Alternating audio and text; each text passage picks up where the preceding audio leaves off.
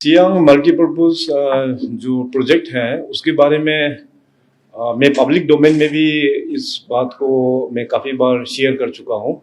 मैं जो भी सियांग बेल्ट में टूर में भी गया हूँ, पब्लिक प्लेटफॉर्म में भी मैं इसके बारे में चर्चा भी किया हूँ और बहुत सारा डेलीगेट्स लोगों को भी मिल के इसके बारे में चर्चा भी हुआ है। तो इसमें हम लोगों को फ़र्क देखना होगा कि देखिए, हाइड्रो पावर का जहाँ तक बात है तो मैं तो बड़ा ही क्लियर हूँ। हाइड्रो पावर में हम ज़्यादा लोग जो बोलेंगे हम वही करेंगे। हाइड्रो पावर में अगर लोगों का ऑब्जेक्शन है तो हम लोग प्रयास भी नहीं करता है। मगर सियांग जो मल्टीपर्पज प्रोजेक्ट है, it is not only just hydro power, वो एक डिफेंस मैकेनिज्म है, वो हम लोगों को समझना पड़ेगा। अभी देखिए, इसमें अगर हिस्ट्री को देखा जाए तो हमारा जो पड़ोसी जो मुल्क है वहाँ का सरकार ने तय कर दिया है कि वहाँ में दुनिया का सबसे बड़ा बैरेज या डैम वहाँ पे बनाएंगे, करीबन 60,000 मेगावाट का। और उस कंट्री का जो प्रीमियर है वो भी 2021 में अरुणाचल का बॉर्डर में आके वो प्रोजेक्ट साइट भी देख के चला गया और उन लोगों का 14 या 15 5 ईयर प्लान में वो शामिल भी हो गया है। सो उसको चलते हुए अपना देश में भी इसका काफ़ी कंसर्न रेज किया और भारत सरकार का थ्रू से कहा कि हम लोगों को इस रिवर को बचाना बहुत ही इम्पोर्टेंट है, क्योंकि वाटर सिक्योरिटी हम लोगों को चाहिए और प्लस कुछ नेचुरल डिजास्टर को भी रुकाने के लिए एक मैकेनिज्म हम लोगों को चाहिए। तो ऐसे करके ये सियांग मल्टीपर्पज प्रोजेक्ट का प्रपोजल हुआ है। तो उसको लेके भी जैसे मैंने कहा कि मेरा काफ़ी डिस्कशंस हुआ है, इवन पब्लिक डोमेन में मैं खुद ही जाके बोला भी है कि PFR जो होता है, प्री फिजिबिलिटी रिपोर्ट, उसको करना देना चाहिए। उसको करने देने के बाद तो भी पता चलेगा कि डैम एक्चुअली जो मेन स्ट्रक्चर डैम जो कौन सा लोकेशन में बनेगा, वो जीरो होने के बाद तब जाके सबमर्जेंस भी कहाँ तक सबमर्जेंस होगा, कितना एरिया कितना गांव सबमर्ज होगा, तब क्लियरिटी के साथ पता चलेगा। तो PFR ही नहीं हो रहा है तो हम लोग बता नहीं पाएंगे कि कौन सा एरिया सबमर्ज होगा, कितना लेवल तक सबमर्ज होगा, वो हम लोग बोल नहीं पाएंगे। इसमें अगर सिंपल भाषा में अगर बोला जाए तो देखिए, हम लोग जो मेडिकल जाते हैं तो मेडिकल जाके डॉक्टर्स भी हम लोगों को देख के तो दवाई नहीं लिख देते हैं। हम लोग बोलते हैं कि ये परेशान है तो डॉक्टर बोलते हैं आप एक्सरे करो, आप ये अल्ट्रासाउंड करो, आप ये क्या बोलते हैं वो जो भी टेस्ट वगैरह है, MRI करो। तो वो सारा टेस्ट करने के बाद तब जाके रिपोर्ट डॉक्टर पढ़ने के बाद तब जाके आपको मेडिकेशन प्रिस्क्राइब करते हैं। तो उसी प्रकार से जब तक PFR नहीं होगा तब तक हम लोगों को कुछ क्लैरिटी नहीं है कि कौन सा एरिया सबमर्ज होगा, कितना तक सबमर्ज होगा। और PFR करने के लिए कुछ भी डैमेज नहीं है, केवल वो एक मशीन आके वो सिर्फ अपना रॉक टेस्ट ही करेगा उसमें। तो अभी मैंने देखिए, क्योंकि ये हाइड्रो पावर नहीं है इसलिए मैं बोल रहा हूँ कि Siang multipurpose project hydro power project नहीं है। ये हाइड्रो पावर तो उसका जस्ट एक ऑफशूट है। हाइड्रो पावर तो इसका जस्ट ऑफशूट है। अभी इस बार हम लोग को देखने को मिला जब इंडिया पाकिस्तान का जो ये तनाव चल रहा था, प्रॉब्लम जब चल रहा था, तो हम लोग का जो इंडस वाटर ट्रीटी को हम लोग ने सस्पेंड कर दिया। अभी देखिए पाकिस्तान का वहां में क्या हाल हो रहा है, वहां पे इंडस वाटर का पूरा वहां रोक के रखा है। तो हालत क्या हो रहा है पाकिस्तान का। अभी प्रॉब्लम यहाँ पे क्या है कि China is not in signatory of international water treaty. China signatory नहीं है यूनाइटेड नेशन वाटर ट्रीटी का। वो अपने जमीन में चाहे डैम बनाओ, चाहे डाइवर्ट करके पानी सियांग नदी को कहीं दूसरा जगह में, वो उन लोगों का चॉइस है। मगर अपने यहाँ तो कम से कम एक हम लोगों को एक सिक्योरिटी, एक सेफ्टी तो चाहिए ना कि सियांग नदी को बचाने के लिए। अभी मान लीजिए कल वहाँ पे टिबेट साइड में अगर चाइना लोग ये इसको काम वो लोग तो बनाएगा ही बनाएगा अभी नेक्स्ट 18 ईयर्स में। बन जाने के बाद में सियांग नदी तो मैं बोला है कि विंटर में पैदल चल के हम लोग क्रॉस कर पाएगा विंटर्स में। और देखिए भगवान ना करे फ्यूचर में आज से 15-20 साल बाद, मतलब अभी ग्लोबली जिस प्रकार से अभी दुनिया जिस प्रकार से आगे बढ़ रहा है, मतलब काफी एक वर्ल्ड लाइक सिचुएशन हमेशा हम लोग को देखने को मिल रहा है।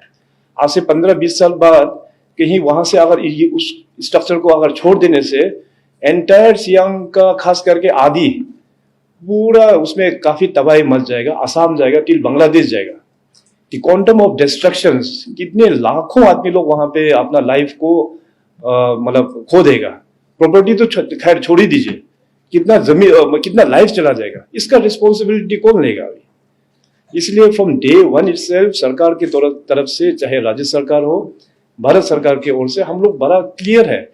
मैं बोला है कि पीएफआर एक बार होने दीजिए, पीएफआर होने का बाद आके हम लोग फिर डिस्कस करेंगे, इसका टेक्निकल इश्यूज में डिस्कस करेंगे, इसका सेफ्टी पैरामीटर्स को लेके डिस्कस करेंगे, किसी का एनवायरमेंट कंसर्न है तो उसको भी आके हम लोग डिस्कस करेंगे, किसी का कंपनसेशन का हो गया, इसका बाद जो भी उसमें रिहेबिलिटेशन पैकेजेस का हो गया, उसको ऊपर में भी हम लोग डिस्कशन करेंगे।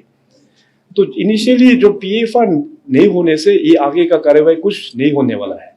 मगर आज मीडिया के माध्यम से मैं तो भी अभी सियांग में रिसेंटली जो Siang indigenous farmers forum SIFF का वहाँ पे एक मीटिंग हुआ, तो SIFF का मेंबर्स के साथ में हमारा एक कमेटी भी है, वो लोग भी टच में है, हमारा वहाँ का जो तीनों विधायक है वो लोग भी टच में है, हमारा डिपार्टमेंट जो DCM साहब जो लुक आफ्टर करते हैं हाइड्रो पावर डिपार्टमेंट, वहाँ का कमिश्नर, चीफ इंजीनियर, सारा लोग उन लोगों के साथ में day to day daily touch में है।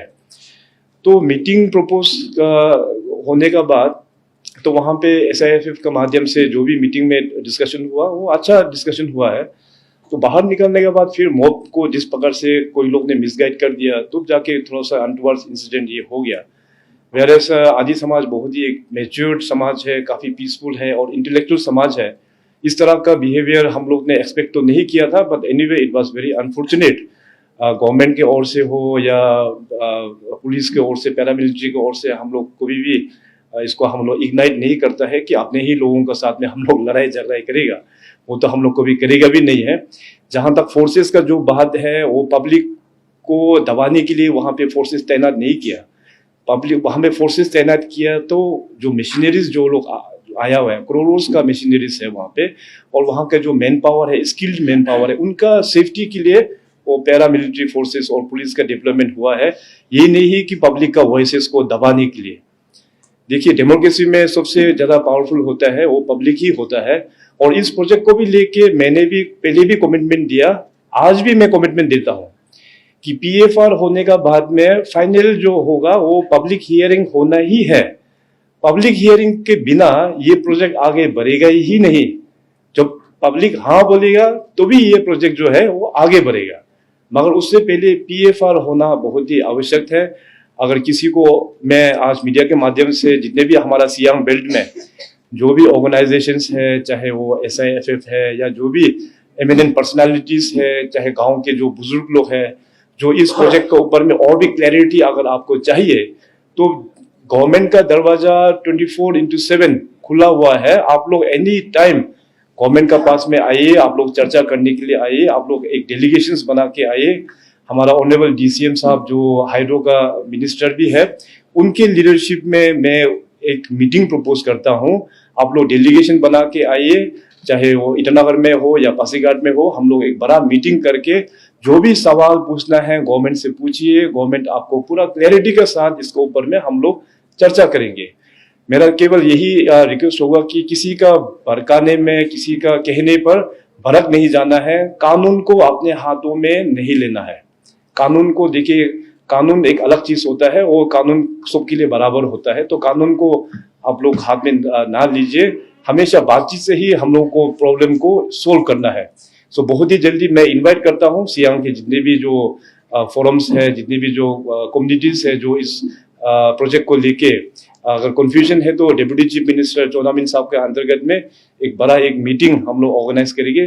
तो किसी भी डेट भी आप लोग चुनिए और यहाँ हम लोग मीटिंग हम लोग ऑर्गेनाइज करेंगे।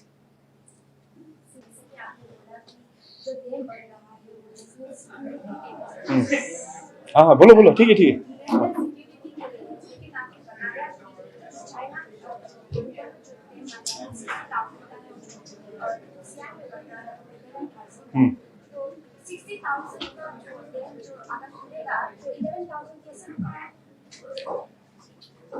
आपका प्रश्न जो है कि वहां में तिब्बत में जो चाइना लोग जो डैम बना रहा है वो 60,000 का है, और यहाँ में जो बन रहा है वो 11,000 का है।